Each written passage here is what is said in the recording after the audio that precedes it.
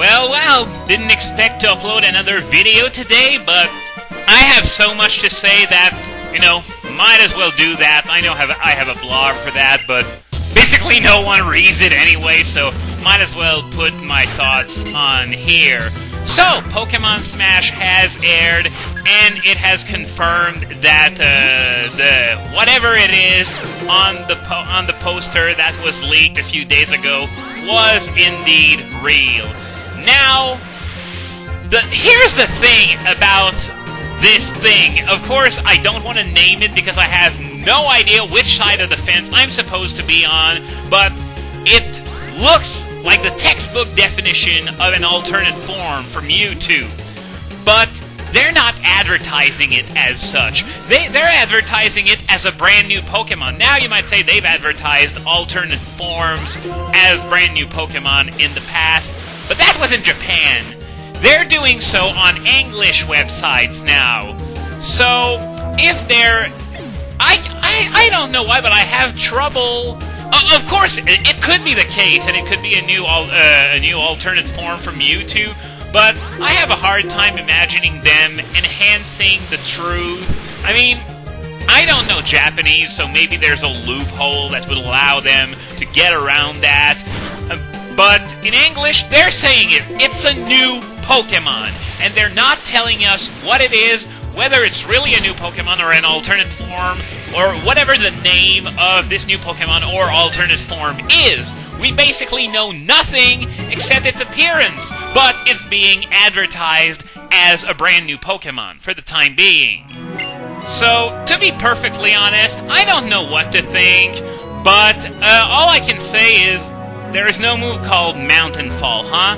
Well, there is one. It's just called Rock Climb. Go to Sinnoh if you want to get an idea of what it is. But personally, all we know is its appearance so far, and I have to say, I don't mind it one bit. Of course, Gen 1ers are already probably complaining that, oh my god, my childhood's being ruined!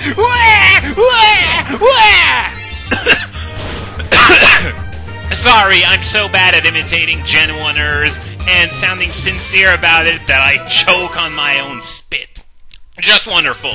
But, yeah, what I'm getting at here is that, yeah, sure, no one's gonna like it in the first few minutes after it's revealed, because that's always what happens! It always needs time to grow on us, and I can sort of accept that, and as long as you yourself aren't close to the idea of warming up to it eventually, then that's okay. I mean, even if you don't call yourself a Gen 1er or a nostalgeek or whatever, nostalgia is still a pretty powerful thing, so it's fairly easy for it to cloud any kind of objective thinking. So, what I was trying to get at here is that, well, if it's an alternate form, then fine. It's an alternate form. What does it do? Is it going to be, like, more defensive? Is it going to be, like, a physical attacker or something? For some reason, it doesn't really scream physical attacker. Or is it going to be even more special attack? Even more speed! But less of everything else. Kind of like Fire Red Deoxys compared to Ruby Sapphire Deoxys. But if it's a new Pokemon, though, and I have no problem with the fact that this might be the long-rumored Mew 3, it would be yet another 90s schoolyard rumor that would come to life, but, and it would probably be intended as candy for the Gen 1ers, who are going to complain anyway, because this thing wasn't made in 1996. But anyway, what I'm trying to get at here is that if this is indeed a brand new Pokemon, then what is it going to be? Clearly, it's not going to be a version mascot, and it's probably not going to be an Arceus-like entity in terms of stats either, because for that, it would probably have to be at the very end of the Pokédex for Generation 6. So, what could it be? Aside from Arceus, we have never seen any other Pokemon even come close to the stat totals of version mascots. Well, there's Mewtwo, but wasn't really a version mascot at the time. It was, I guess it sort of was before the idea of version mascot existed, but other than that, you know what I mean. Those things with stat totals between 660 and 700. Other than Arceus, everything is way below that. So if that Mew 3 is one of those other legendaries, it's probably going to have a base stat total of something like 600, same as, well, of course, Mew, but I was more referring to kinds of stuff like Heatran, Cresselia, Latias and Latios, Pokemon like that, you know. So, and I know this trek through my mind right now is a good bit complicated, but I'm just trying to make sense of it, and it doesn't. So, I know I shouldn't be overthinking things, as I just picked up this flamethrower TM, which comes far too late in the game to be of any use, sadly. But yeah, so what I mean is that I probably shouldn't overthink things this much for now. We're probably going to be fixed on what it is fairly soon. To begin with, when obviously it's related to Mewtwo in some way. I won't argue against that. I mean, it looks almost identical to Mewtwo. It's just that the tail connects to the back of the head instead of the butt. And it's got, headphones that don't actually have speakers. But other than that, looks like Mewtwo, smells like Mewtwo, but it's being advertised as something else entirely. And I guess we won't find out for a little while. But that's okay. You know, get people talking. That's a good marketing strategy, I guess, even though we all want more info now! They're doing the right thing marketing-wise. I have to give them that, which is weird because Nintendo's marketing tends to, well, I won't dance around the facts. Nintendo is absolutely horrible at marketing. They probably wouldn't even be able to market a cure for AIDS and cancer combined. So, moving on, I entered the Abundant Shrine while I was talking about that, and it's the home of Landorus, which I won't be catching in this Let's Play because it requires both a Tornadus and a Thundurus. I have a Thundurus, but you need to trade to get a Tornadus, of course. And as a result, well, since I can't trade, well, screw that, I'm not getting Landorus. So, but I guess the least I can do is talk about it a little. Landorus is another one of those Pokemon that has had an alternate form given to it over the years. And I think I've said that before, but it's worth repeating. While the alternate forms themselves may not have been felt like they, we may not have felt like they were needed back then, but I think that it's still a fairly good idea that they actually gave those forms to these Pokemon, because they were basically palette swaps of each other in their incarnate forms. So I get the impression that the Therian forms are what they should have been all along as a result. So as for Landorus' actual worth, well, it's kind of in a weird position, because it's got two forms that so far haven't proven to be game-breaking, but they're both still pretty powerful. And as a result, they end up way further down the rankings than they honestly should be because of species clause. You're just not going to be using both of Landorus' forms on the same team because you don't have the right to do so. Your Pokemon lick the scrape parts? Okay, that's not disturbing in the slightest. I was expecting something about shorts being comfy and easy to wear or something, but that is just ugh. And I sort of shook my head, and the microphone shook along with it, so I don't know how it's gonna come out, to be honest.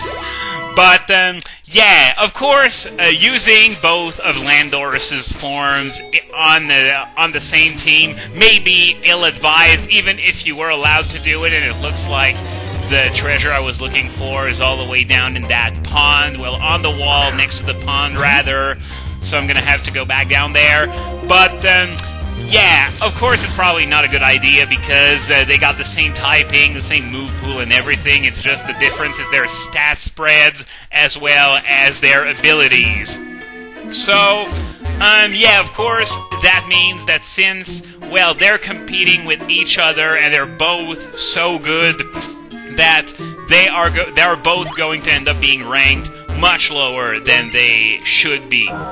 So let's start with the incarnate form, I guess. It benefits from having two really great abilities. There's the sheer force set, which requires a lot less support considering it doesn't need sand unlike the sand force one, and it allows Landorus to be that much more unpredictable because it's got a pretty workable special attack stat, even though it's primarily, I should say it's used to be primarily known as a physical powerhouse, but sheer force boosts a lot of Landorus' special moves, which makes such a set really, really good. And then, of course, there's Sand Force, which makes Landorus into an incredibly brutal physical attacker in the sand. There have been a few calls to ban that thing. A lot more since Black and White 2 came out and allowed sheer force to be used on Landorus. So now, on top of being really powerful, it's unpredictable on top of that. And it's... Hey, look at that! I just got a ball mushroom! Yay! More money! Because clearly I didn't have enough yet! But yeah, about Landorus, it's probably got the trollest base speed ever with 101. It just barely outspeeds everything that's at 100, and believe me, that's a lot of Pokemon.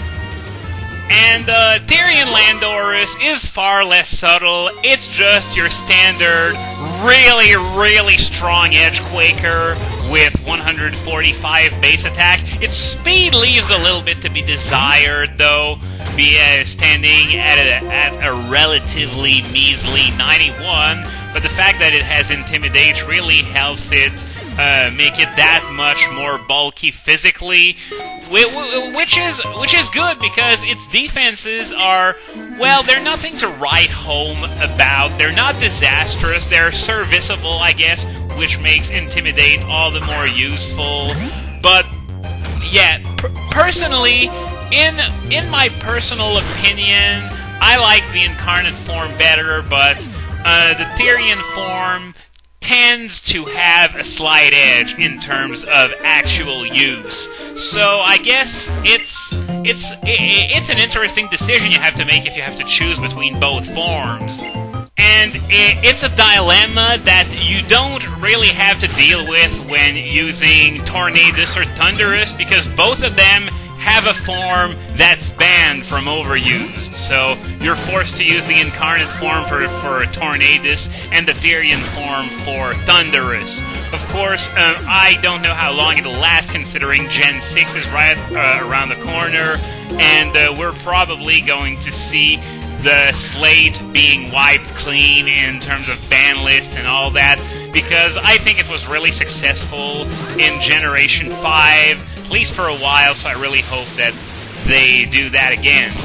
So, yeah, pretty intense day for me, all things considered. I finally got around to recording the Abyssal Ruins, then the whole Mewtwo alternate form, or Mew 3 reveal. I don't know what to call it, so I'm just going to call it Mewstery, because, well, that's what it is. It's a complete mystery, the way they're marketing it. But anyway, that is going to be all for today, for real this time, because I don't think there's going to be anything that's going to happen, and even if it does, I'm going to be asleep, so whatever. So, see you next time for part 109, where I finish up the Abundant Shrine, and we're going to take a look at what little is left in the White Forest, because not everything goes away, even if you wait 1,000,000 years. So good night, ladies and gentlemen.